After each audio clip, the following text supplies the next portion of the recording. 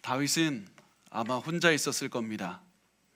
밤중에 텐트를 치고 혼자서 양떼를 지키면서 양떼 뒤에서 텐트 속에서 들어가서 누워 있었을 수도 있습니다. 텐트 속에서 이런 생각이 들었을 겁니다. 지금 나 혼자 이 어둠 속에서 도대체 뭐 하고 있는 건가? 아무도 없는 이곳에서 나는 뭐 하고 있지? 앞으로 나는 무엇을 해야 될까? 이런 생각으로 잠을 이루지 못하고 이리저리 뒤척거리고 있었을 수도 있습니다. 아니면 반역을 일으킨 아들 때문에 도망가고 있었을 수도 있습니다. 반역을 일으킨 아들 때문에 도망가서 텐트를 치고 밤에 야영을 하는데 기가 막혀서 잠이 오질 않습니다. 아니, 어떻게 내가 사랑하는 그 아들이 나한테 이렇게 할 수가 있을까? 어떻게 이럴 수가 있을까? 앞으로 나는 무엇을 바라보고 살아야 되나? 이런 마음에 잠이 오지 않아서 이리저리 뒤척이면서 잠을 이루지 못하고 있었을 수도 있습니다. 다윗이 처한 상황이 어떤 상황인지 우리는 알지 못합니다. 하지만 다윗은 눈앞이 깜깜했습니다. 앞으로 내가 어떻게 살아가야 될까?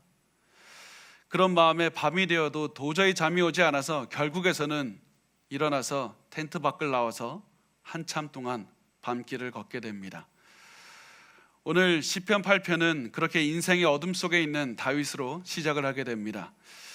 사실 시편 8편의 도입부에는 어떤 내용도 나오지 않습니다. 어떤 설명도 나오지 않습니다. 그렇지만 시편 8편을 쓸 때 다윗의 마음이 엄청난 고난 가운데 있었다는 사실은 우리가 여러 가지를 통해서 알 수가 있는데, 그 중에 하나가 바로 시편 8편의 위치 때문에 그렇습니다. 시편 3편부터 7편까지는 무엇을 말하냐면 고난 중에 하나님께 도와달라는 다윗의 기도가 들어 있습니다. 그리고 9편부터 14편까지도 다윗이 하나님께 도움을 구하는 간절한 기도가 들어가 있습니다.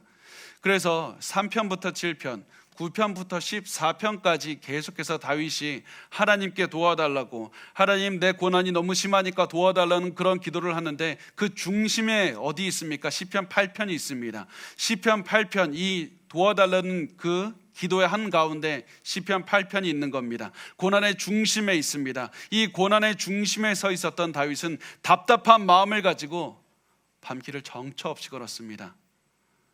내가 이거 어떻게 살아가야 되나? 앞으로 언제까지 걸어가야 되나? 도저히 답이 오지 않아서 한참을 걷고 걸었습니다. 답답한 마음으로 한참을 걷다가 자기도 모르게 문득 하늘을 바라보았습니다. 그런데 그 밤하늘에서 무수한 별들이 쏟아지듯이 빛나고 있었습니다.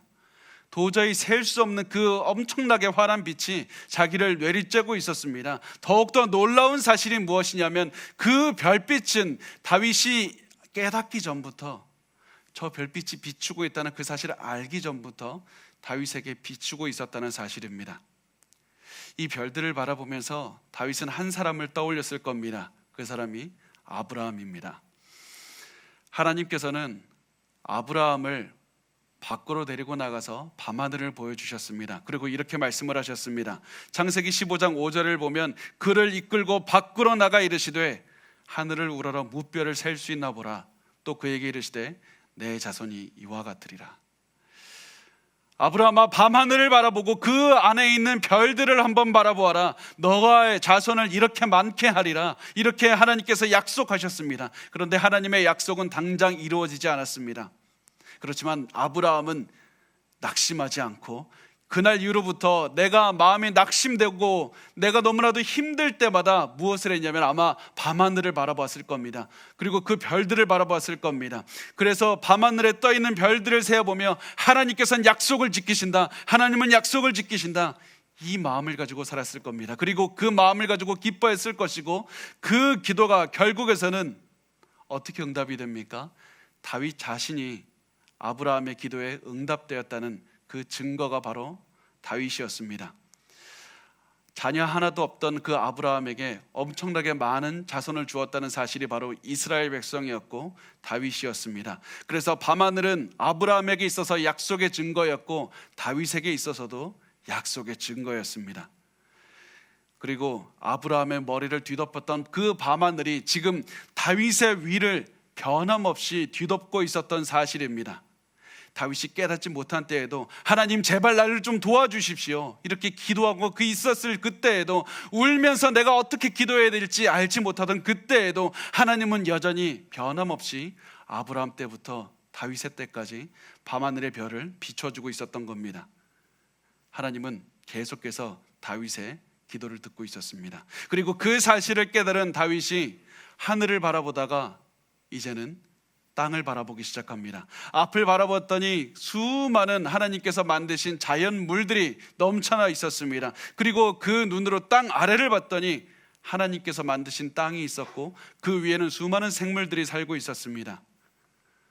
지금까지 내가 어떻게 가야 되는지 알지 못한다고 생각했고, 내가 앞으로 어떻게 가야 되는지 알지 못한다고 생각했고, 내가 아무리 기도해도 아무도 내 목소리를 듣지 않고 있다고 생각했는데, 모든 곳에 하나님이 계셨고 모든 곳에 하나님이 만드신 피조물들이 있었고 하나님께서 다윗을 다 둘러싸고 계셨던 겁니다. 그래서 하나님께서는 이 모든 것들을 보여주면서 하나님께서 너를 지키신다, 하나님께서 지키신다, 이 사실을 깨닫게 하셨던 겁니다.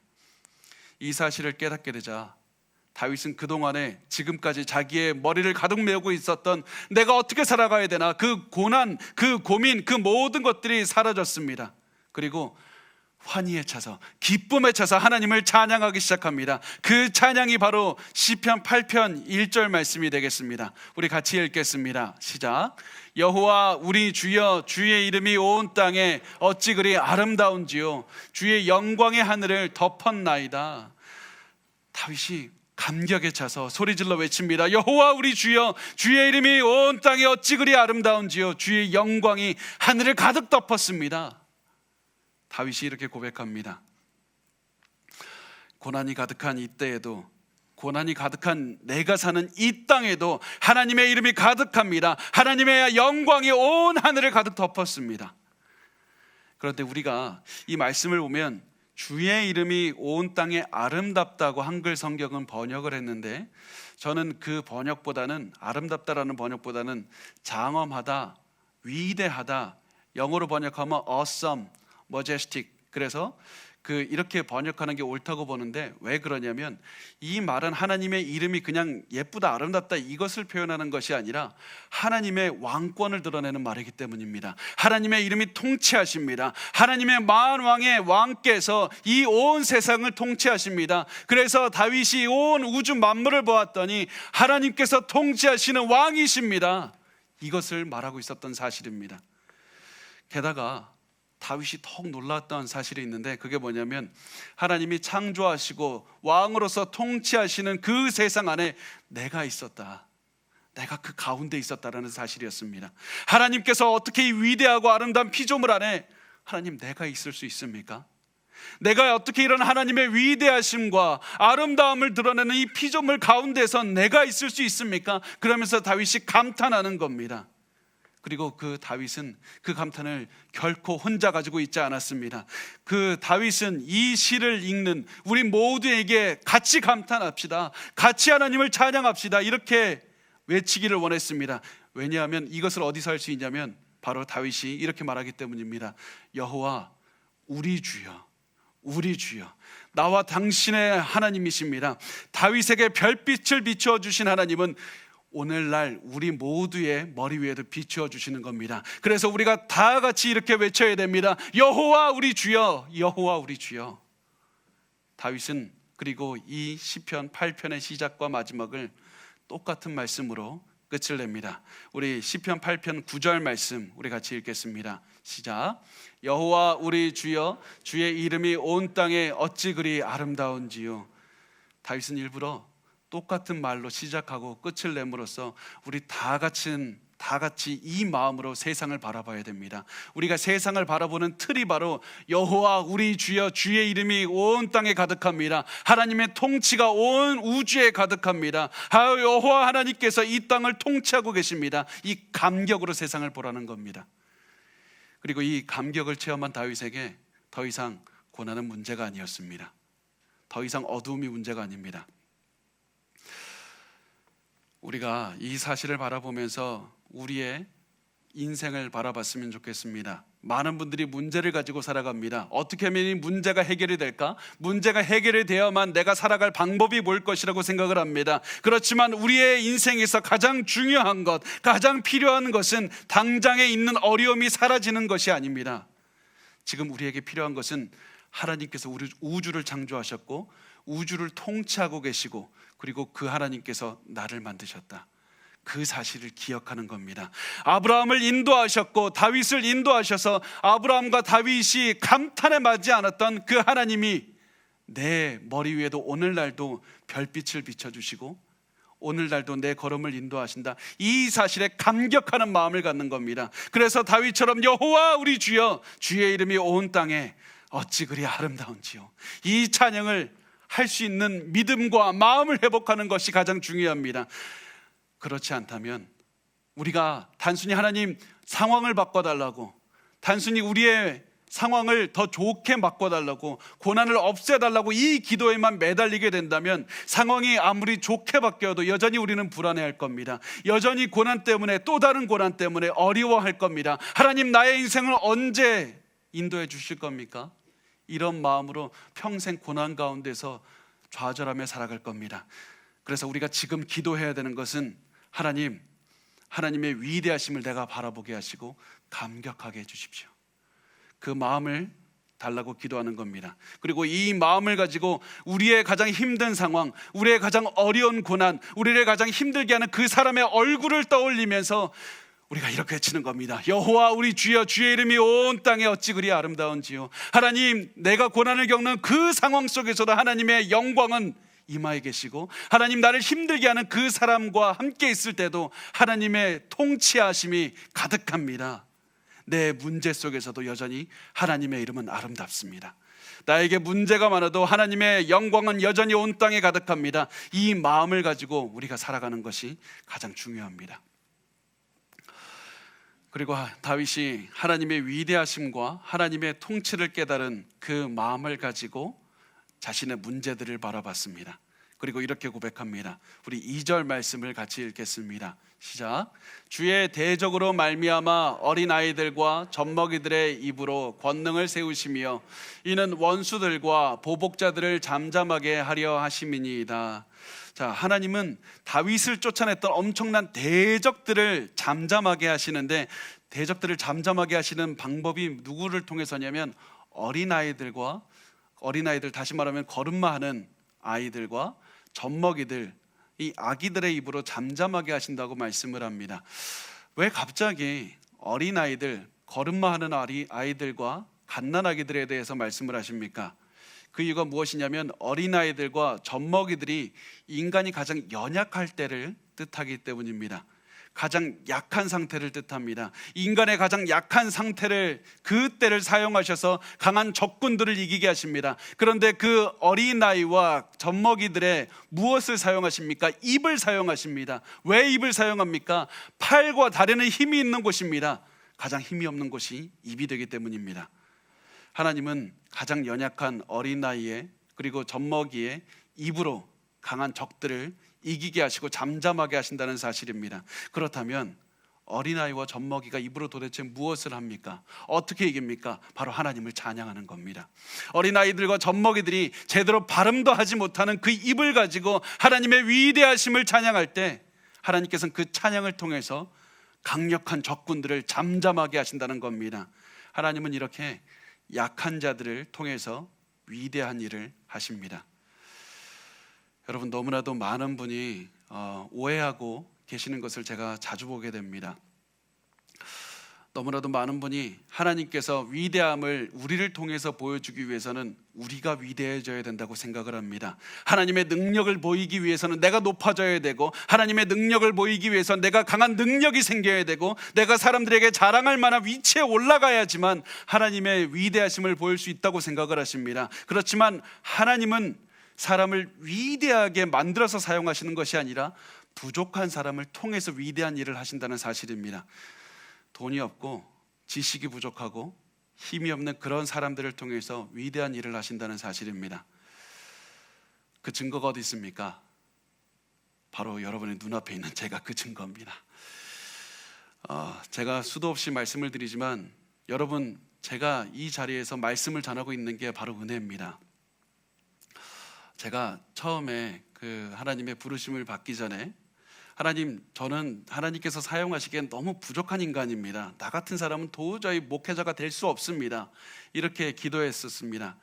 그런데 하나님께서 부르심에 제가 깨달았을 때 어떠한 마음이 있었냐면, 솔직하게 말해도 되죠? 어떤 마음이 있었냐면, 야, 신학교 가면 하나님이 능력 하나 안 주시겠냐?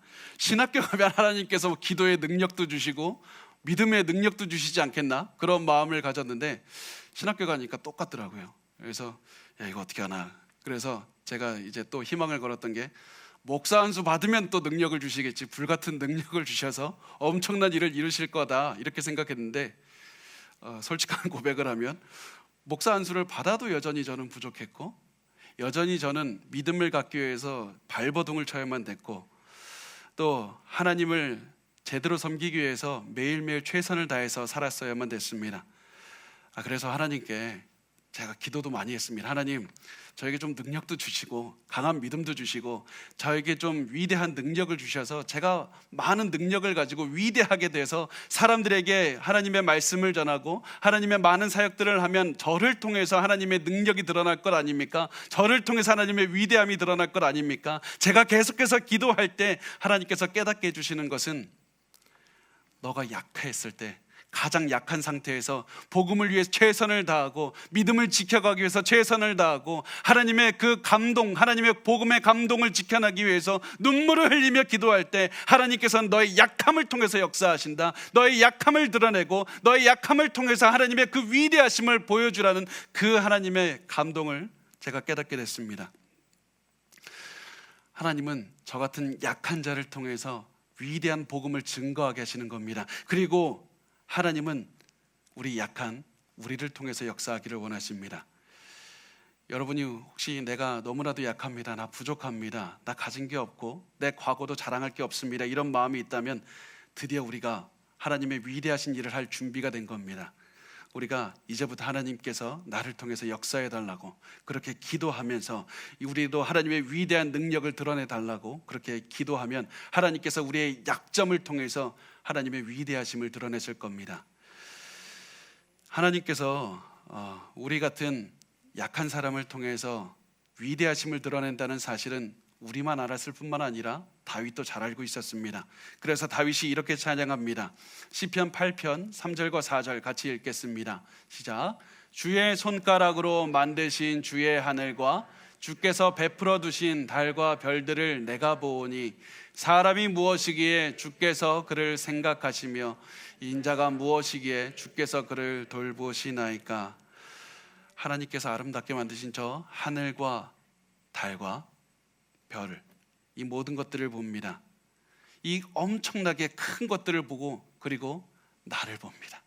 이 작은 나를 봅니다. 그리고 너무나도 놀라운 것은, 하나님 도대체 왜 나를 사랑합니까? 아무것도 아니 왜 나를 사랑합니까? 나같이 연약한 사람을 하나님이 왜 돌보십니까? 사람이 무엇이기에 주께서 그를 생각하시며 인자가 무엇이기에 주께서 그를 돌보시나이까. 바로 이 말씀이 시편 8편의 정점이 됩니다. 클라이막스가 됩니다. 분명히 이 시편 8편을 통해서 다윗은 하나님의 위대하심을 찬양했습니다. 그렇지만 그게 전부가 아니었습니다. 하나님께서 위대하시고 거기에 비해서 사람은 먼지와 같은 존재다, 그것을 그냥 말하는 것이 아니라 그 위대한 하나님께서 먼지와 같은 인간을 사랑하신다, 그리고 그 인간에게 강한 능력을 주셔서 하나님의 위대한 능력을 드러내신다. 이것이 바로 시편 8편의 주제가 됩니다. 도대체 나같이 도망다니고 밤길에도 어떻게 해야 될지 모르는 나약한 인간을 하나님 왜 사랑하십니까? 왜 나를 생각하십니까? 어떻게 나를 통해서 위대한 일을 하신다고 말씀합니까? 다윗이 계속해서 감탄하면서 이 찬양을 하고 있는 겁니다. 오래전에 하버드 대학교에서 에머슨 홀이라는 그 건물이 있었습니다. 그 건물을 짓고 있었는데, 그 건물을 짓던 건축가가 건물의 정문 위에 가로로 큰 대리석을 이렇게 두고요, 그리고 그 대리석에 글자를 새겨놓기로 했습니다. 그래서 하버드 대학에 어떤 글자를 새겨야 되는지 알려달라고 그렇게 얘기를 했습니다. 그래서 하버드 대학에 있는 철학과 교수들이 많이 고민하고 회의한 후에 이렇게 결정했다고 합니다. 인간은 만물의 척도이다. 그런데 그 말을 새겨놓기로 결정을 했는데, 그 당시에, 지금 총장은 안 그럴 것 같은데 그 당시의 총장은 그 제안을 허가하지 않았습니다. 교수들이 여름 휴가를 갔다 오고 보니까 건물이 완공되어 있었고 그 건물에는 이렇게 글자가 쓰여져 있었다고 합니다. 사람이 무엇이기에 주께서 그를 생각하시나이까.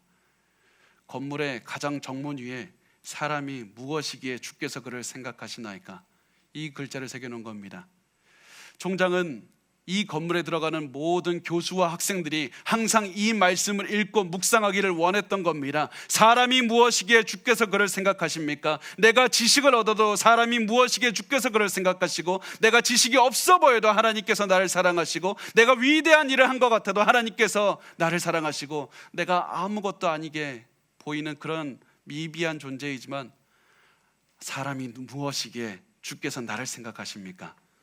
이렇게 말하고 생각하기를 원했던 겁니다. 그리고 우리도 이 말씀을 매일 기억하고 묵상해야 됩니다. 나같이 부족한 사람을 하나님께서 매일 생각하십니다. 이 한 가지 사실이 다윗을 겸손하게 만들었을 뿐만 아니라 하나님이 나를 생각하신다, 그래서 다윗에게 용기를 주었던 말씀이 되고, 오늘날 우리를 겸손하게 만들 뿐만 아니라 우리가 너무나도 고난이 이고 너무나 힘이 들 때 우리가 살아갈 수 있는 용기를 준다는 사실입니다. 하나님께서 나를 사랑하십니다. 창조주께서 나를 사랑하십니다. 그리고 하나님께서는 다윗에게 이 세상을 다스리는 권세를 주셨다고 말씀을 합니다. 우리 시편 8편 5절 말씀 같이 읽겠습니다. 시작. 그를 하나님보다 조금 못하게 하시고 영화와 존귀로 관을 씌우셨나이다. 자, 하나님께서는 인간을 하나님보다 조금 못하게 만드셨다고 합니다. 사실 다윗은 이 표현을 다르게 표현할 수도 있었습니다. 하나님께서 인간을 짐승보다 좀 더 낮게 만드셨다고 표현할 수도 있었습니다. 그렇지만 다윗은 그렇게 표현하지 않고 하나님보다 조금 못하게 만드셨다고 이렇게 고백합니다. 왜냐하면 사람은 단순히 동물보다 조금 나은 존재가 아니기 때문입니다. 인간은 하나님보다 조금 낮은 특별한 존재이기 때문입니다. 그래서 이렇게 특별한 인간을 만드신 하나님, 이 하나님께서 인간을 영화와 존귀로 관을 씌우셨다고 말씀을 합니다. 하나님께서 사람에게 왕관을 씌워주셨고, 인간이 하나님을 대리해서 이 세상을 통치할 수 있는, 다스릴 수 있도록 대리자로 삼으셨다는 사실입니다. 그래서 시편 8편 6절과 8절 말씀 같이 읽겠습니다. 시작. 주의 손으로 만드신 것을 다스리게 하시고 만물을 그의 발 아래에 두셨으니 곧 모든 소와 양과 들짐승이며 공중의 새와 바다의 물고기와 바닷길에 다니는 것이니이다. 자, 만물을 인간의 발 아래 두셨다는 것은 인간이 다스리게 하셨다라는 말씀입니다. 하나님께서 인간에게 왕관을 주셔서 만물을 다스리게 하셨습니다. 그래서 하늘에 있는 새들이나 땅에 있는 육지 동물이나 바다에 있는 그 물고기들도 사람이 다 다스리게 하셨습니다. 하나님께서는 위대한 일을 인간에게 맡겨주셨다는 말씀입니다. 여러분, 우리가 시편 8편 어떻게 시작했는지 기억나십니까? 다윗이 하나님, 나 너무 괴롭습니다. 내가 어떻게 가야 될지 알려주십시오.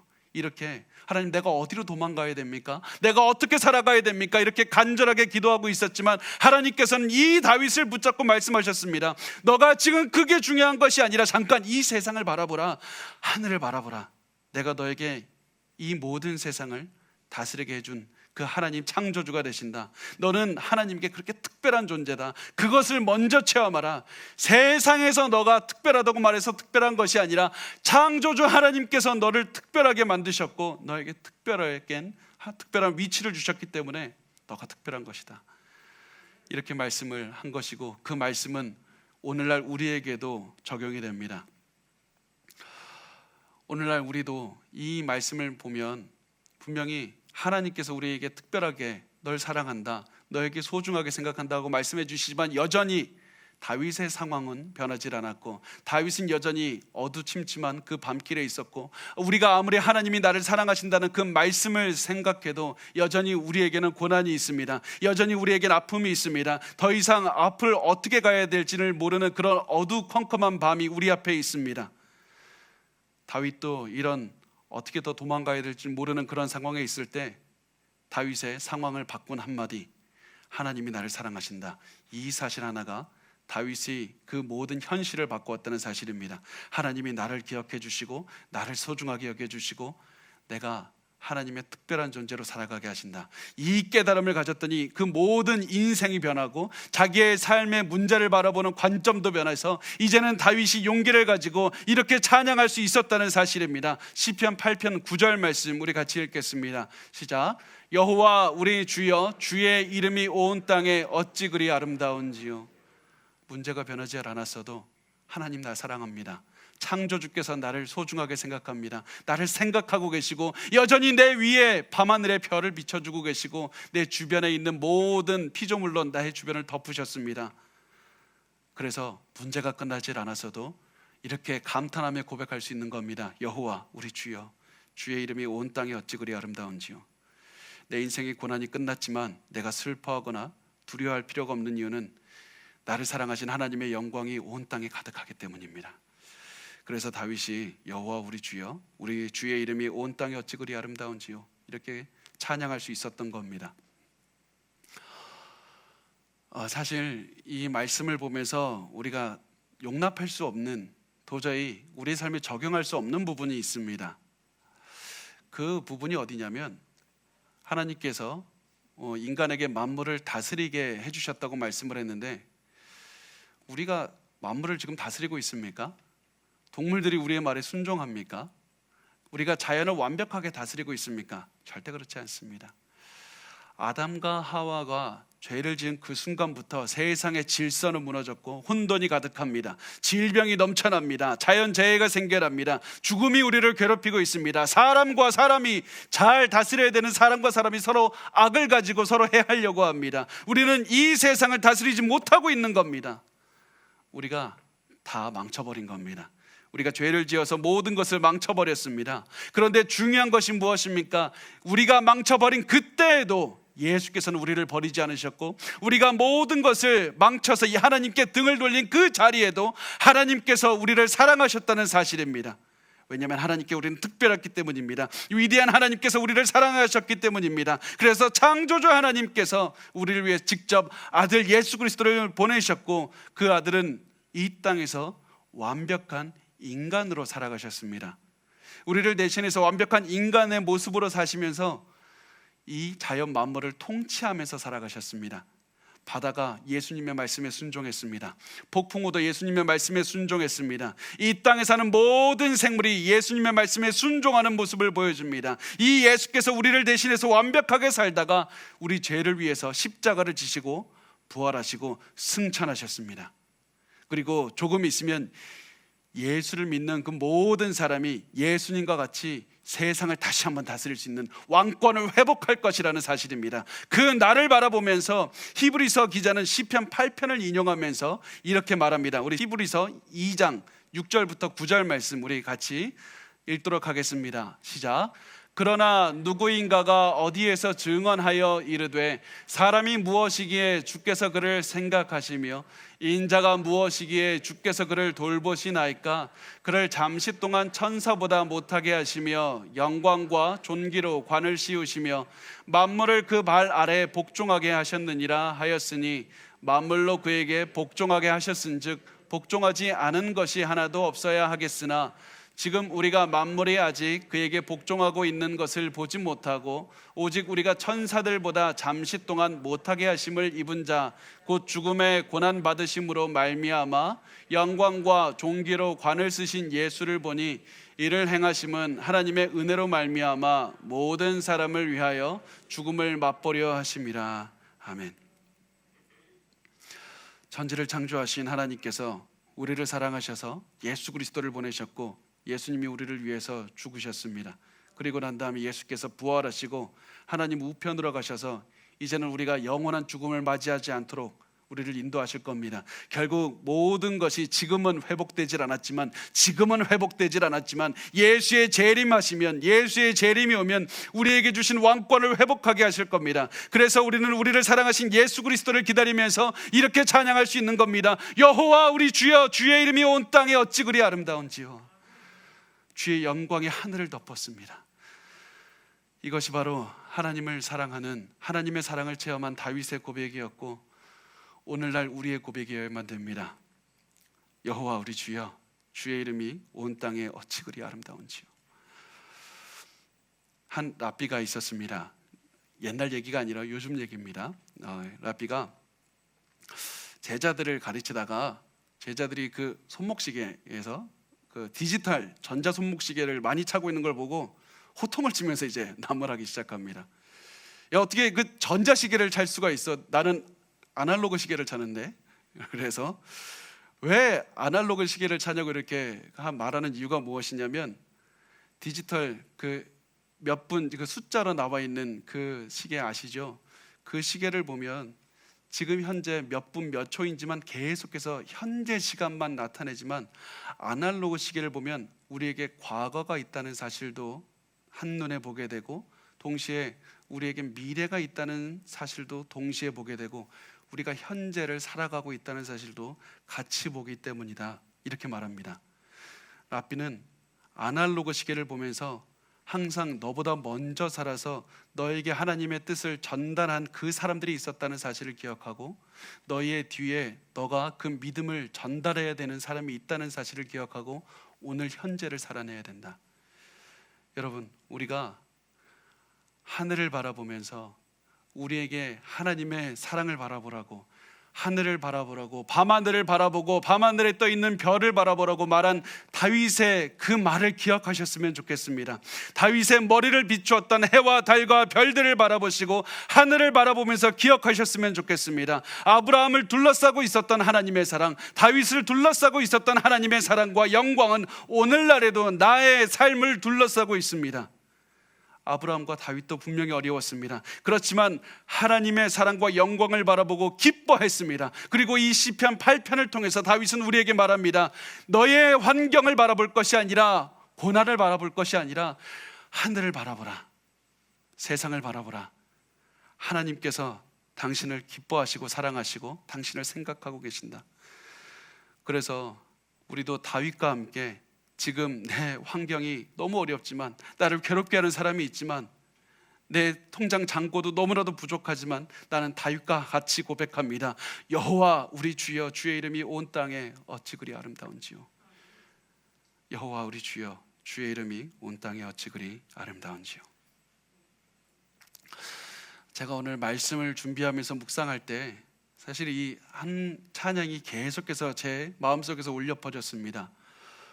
주 하나님 지으신 모든 세계 내 마음속에 그리어 볼 때, 하늘의 별 울려 퍼지는 대성, 주님의 권능 우주에 찼네. 주님의 높고 위대하심을 내 영혼이 찬양하네. 주님의 높고 위대하심을 내 영혼이 찬양하네. 내 주 예수 세상에 다시 올 때 저 천국으로 날 인도하리. 나 겸손히 엎드려 경배하며 영원히 주를 찬양하리라. 주님의 높고 위대하심을 내 영혼이 찬양하네.